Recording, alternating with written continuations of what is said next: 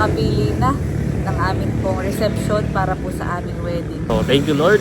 Successful itong ating ocular na ito.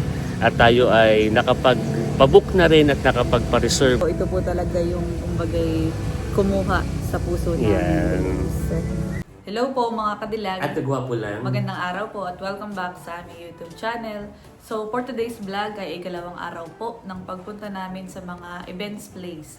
Bali kahapon po ay kami po'y nagsimula na humanap ng magiging reception po namin para sa aming wedding ni Luz. Yan, so, at ngayon po ay pupunta pa kami sa iba pa. Yan. So kahapon po ang ating pinag-ocular ay sa may Malacay, Dos Villa at Fiesta Infanta. Yes. So ngayon naman tayo ay pupunta doon sa may Ilog. Ay yun ay gusto ko rin puntahan dahil doon pinasa yung iyong kaibigan. Nakita ko sa vlog nakita ko na ay, yun, pero gusto rin daw pong makita ni Luz, kaya aming pupuntahan. Tapos ay ang isa pa ay itong sa may Binulasan. sa may Marpets dahil doon naman nag-celebrate ng birthday noon si Ai. Ayala. So, Tsaka titingnan si din Bobby. po natin yung tayo mag-ocular at mag-i-inquire para makita po natin kung pwede doon tayo na mag-venue para sa ating kasal. So, sana kadilag ay tayo ay makapili na ngayong araw. Pero sa puso ko ay parang meron na tayo napipisil. Pero maganda, i-check muna natin i-ocular yung iba pang event place. Oo, para kumbaga marami tayong option at pamimilian. Ayan. So, ano let's tayo? go! So yan, ngayon po ay makulimlim at paulan-ulan mga kadilag. Kaya kami po ay nagsigurado na ni Lugs. Kami po ay nanghiram na lang ng motor kay Bibi. At para... Oo. Para hindi hassle at mas convenient na Oo. Tama. Para hindi po kami mabasa. At papunta na po kami sa Infanta mga kadilag. Kami po ay nasa Infanta na din. At yan, hindi po kami nababasa kahit na ulan. Gawa na itong pandong. malaking Sa motor bagay. po ni Bibi. Yes. Ano ang sa'yo? Ganda ng dinadaanan po namin. May mga baka. Oo nga. Laki ng dilidlogs. Ito po yung events place. Mariana's Events Place pala ang pangalan nila. Nandito na po kami mga kadilag. So yan, at kami po ay nakapasok ng mga kadilag. Inaantay lang po yung bossing daw po ni ate. Yan. Dito kinasali yung kaibigan ko. Out naalala ko kung saan kayo nakapresto dito. Oh. Diba? Maganda din siya. Isa sa bagong events place sa Infanta. Ganda. Saka siya ay yung lugar, maganda rin yung very accessible siya. Pero si medyo malayo sa kalsada. Medyo malayo. Pero ipo-consider din po namin. Maganda din naman po. Pero kung nakikita ko na Malawak din Lugski. sa parking. Pero isa sa mga nagiging concern ko dito sa family type natin na medyo marami. Kaya tingnan natin, tanong natin. So yan, at nandito na po yung owner. Kayo po yung owner, ma'am? Anak ng owner, okay. At kami po ay nag-i-inquire na. Bali, ang maximum capacity daw po nila ay 220, honey. 220. Pag naka-long table. Okay. Maganda po itong inyong events place, honey. At bago pa po ito, honey. Bago pa. Ako po yung naka-attend dito one time ay talagang maganda. Maganda ang kanyang interior design. Aesthetic. Pero yan, i-consider din natin Lugs, honey. So, gawa na tayo malaking family. Ay possible ay 300. Baka Kaya nga, mag-350. minimum pa yun. Baka mag-350 pa. So siguro po kami babalik na lang if ever. Pwede po kami makahingi Pahingi na ng contact details po ninyo. Nandito naman po yung details. Okay, sige po. Ito din po ang pangalan namin sa Facebook po, Mariana's, tama po, Events Place and Resort.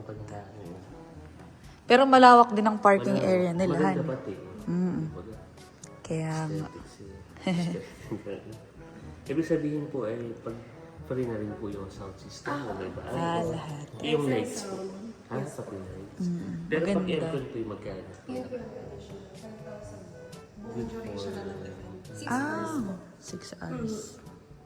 Tapos po ay pag kami free na rin po itong venue. O Ako, meron din? bali, ang inclusion mo po ay food and venue, tapos free na rin po yung lessons. Tapos good for ilang hours po yun. 6 hours. 6 hours din. Ganun talaga usually, honey, ang ano.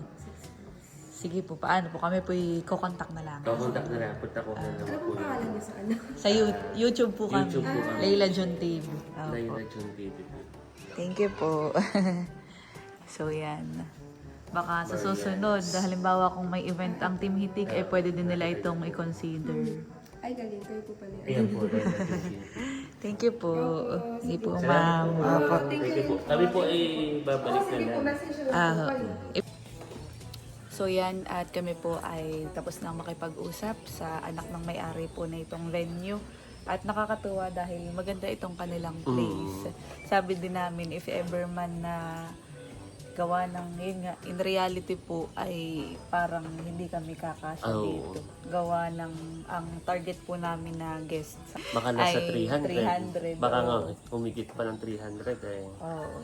So, nabanggit din nung may-ari na parang 220 kaya nila pero nakalong table na. So, So, tapos ay yung iba ay sa labas. sa so, case natin ay baka hindi siya applicable. sayang, Pero sayang, maganda pa naman. may potentially. Maganda. So baka sa mga susunod na event na lang. Oo, halimbawa, ng Team sa mga Hitik. Team Hitik. Oo, Oo. kahit ka na ate or kung ano man, maganda na dito. Napaka aliwalas at convenient pati accessible. Tsaka siya. bago yung kanyang design. Ayan. So, So, ngayon yan. naman tayo ay pupunta sa susunod natin na event place, siguro sa Marpets. Pwede din. Kung saan doon nag-celebrate si Ai, ay nakita natin na baka pwede rin doon. Tatanungan din natin kung ilan yung capacity. Ayan, okay, Let's go. Napicturean din naman po ni Lugs yung details po dito. Tamang-tama po at tila na. Lawak pa nga itong kanilang ito. Nabanggit din ni Ma'am na pwede pa nilang i-expand dyan. Ganda. So yan, at ngayon naman po ay on the way na kami sa isa pang events place. Dito sa Marpets. Let's go. Wow. Bubungad sa atin.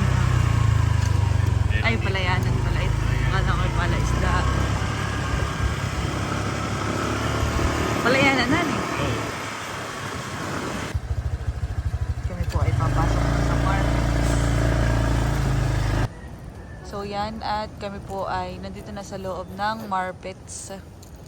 At yan, maririnig mo yung hampas ng alon dahil ito ay malapit sa dagat. Tayo mag-i-inquire mo.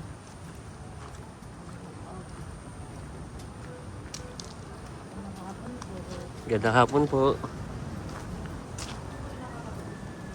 Maganda, malawak itong kanilang area na ito.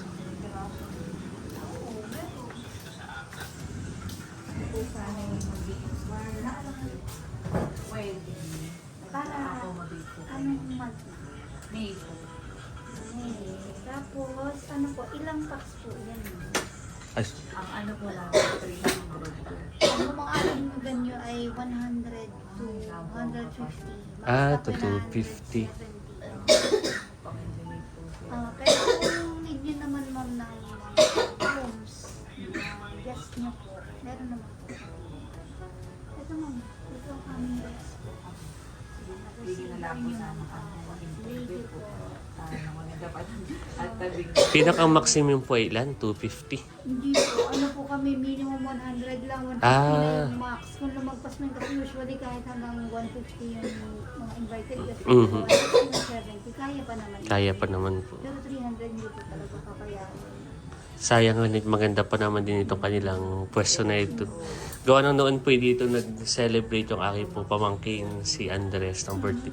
Nakita po namin maganda yung place. Perfect siya. Saka yung swimming pool, saka yung view. Kaya lang, siya pala ay hindi kayang i-accommodate pag 300. Po ang aming hall. Ay siguro po ikukunin na lang po namin itong inyo pong opo. Para in case po na may mga event pa. Yeah, salamat po. Thank you po. Pwede lang pala kayo muna ng aming mga packages din pa sa event ma'am. Okay po, Para sige yung po. May mga authorized naman kayo. So ito po ay located sa barangay Binulasan po. Ito nasa Binulasan. Ito naman. Yan. Nagbigay na rin po sila ng mga package. Tsaka kung gusto nyo ng mga team building ko sa mga office po ninyo. Mga packages. Ayan. Salamat po. Thank you po. Balik na lang po kami kapag po may ibang event. Salamat po. Thank you po. So kami po ay kalalabas sa office. Sayang kadilaghan eh. At dito pa na may maganda rin dahil nakita na nga natin itong venue na ito nung nag-birthday si Andres.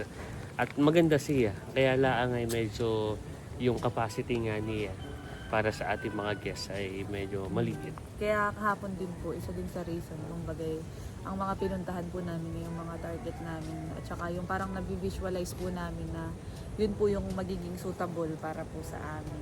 Ayan. At So, ang second day ay yung sana ay isa din sa mga option. Kaya lang ay, yun nga, parang ito'y pang intimate. Oo, tsaka yung mga birthday celebration, mga ganyan. so siguro ay sa mga susunod na lang na event, in the future, baka dito tayo sa Ocean View Marpets. So kami nagpapasalamat din sa staff ng Ocean View sa nag-assist dahil kami ay maayos na in-accommodate para sa aming inquiry.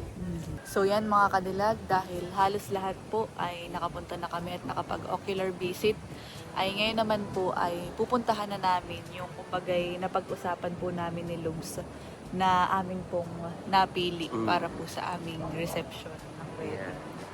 At ako po ay excited na dahil yun nga, kumbagay nakikita natin at nabivisualize na iyon talaga yung para sa atin at bagay sa ating wedding. Saka maganda kadila dahil isa sa dapat natin i-secure. Una ay sa simbahan, tayo ay okay na. Ikalawa ay dapat ay yung sa venue natin. So yung mga preparation, bawa yung mga souvenir, mabilis na yun ay so dapat talaga Yun ay mga minor lang. mga minor. Ito yung major na checklist natin na dapat nating magawa. Kaya po ito talaga yung aming priority na tapusin. Kaya ngayon po mga kandidat, kami po ay pupunta na doon sa aming napipisil. At ito naman po amin ang pinag-usapan ni kandidat na napipisil na venue para po sa aming kasal. Okay, let's go! Let's go! So yun mga kandidat, kami po ay narito na sa Dos Villa. At kami po ay tapos ng mag-ocular sa iba't ibang event place dito sa Infanta. Kami po ay ngayong araw ay galing na sa Marpets, saka sa Marianas.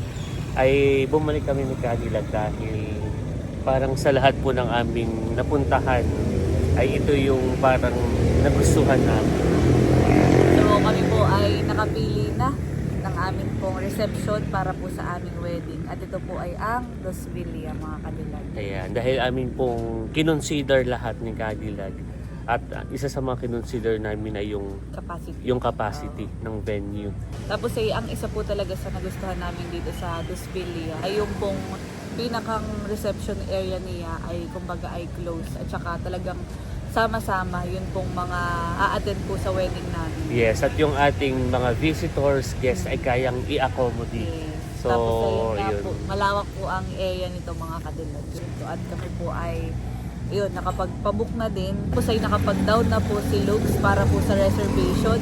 So kami po ay gaya po ng nabanggit ni Cadillac, nakapag-book na at nakapag-deposit na. Hindi na lang po namin pinakita yung aming pakikipag-usap, pero kami po ay nagpapasalamat sa management ng Dos Villa dahil yung aming wedding date ay naka-reserve na. Kami po ay talagang sobrang thankful dahil para tayong ini-adya dito at marami na silang schedule ng May. Pero yung 28 ay wala pa. Ayan, At so yun, saktong-sakto. Kaya po kami ay nakapagpa-reserve na. ayan, so thank you Lord Thank you, dahil Lord. talagang ini-adya sa atin na dito tayo sa Dos Villa at maging enjoy at maging successful yung ating wedding. Tsaka sila po ay madami din na package. Doon po sa event package nila ay marami po ang yung free.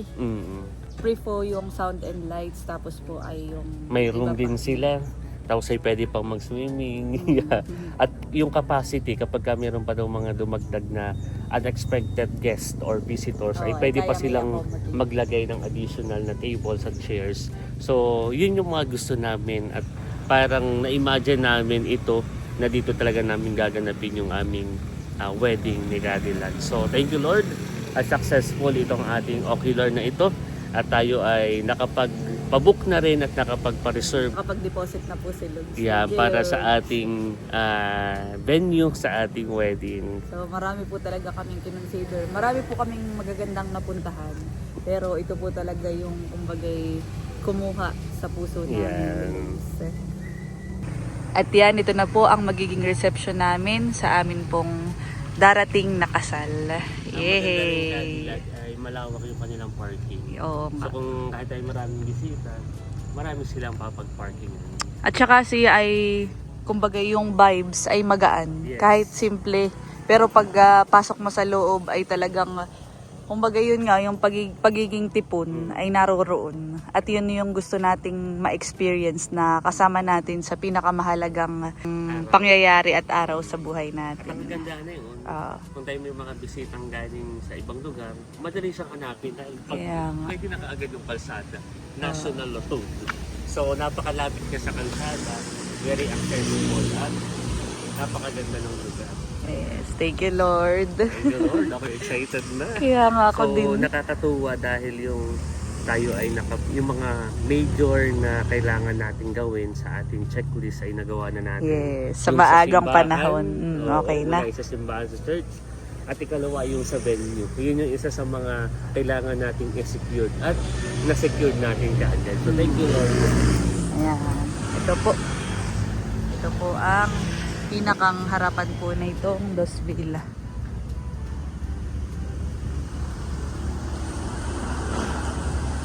Ganda. Kasi napakalawak. Ito yung ating bridal party. Iya. Ini-imagine na. Ganda. Tapos dito nga po may pool pa na doon. So, hindi na po namin papasukin ulit mga kadilag dahil naipakita na naman natin at saka napasok na natin nung sa unang araw na pumunta tayo dito. Siguro kapag tayo ay mag-full payment na, saka na lang natin ulit balikan ulit i-ocular itong lugar na ito. Maganda. Pero Saka so cute ito. far, ay napakaganda. At kahit yung mga event host katulad ni Kuya Becca, nare-recommend talaga itong Dos Villa. Highly recommended ang Highly Dos recommended. Villa, honey. Dahil yung capacity niya.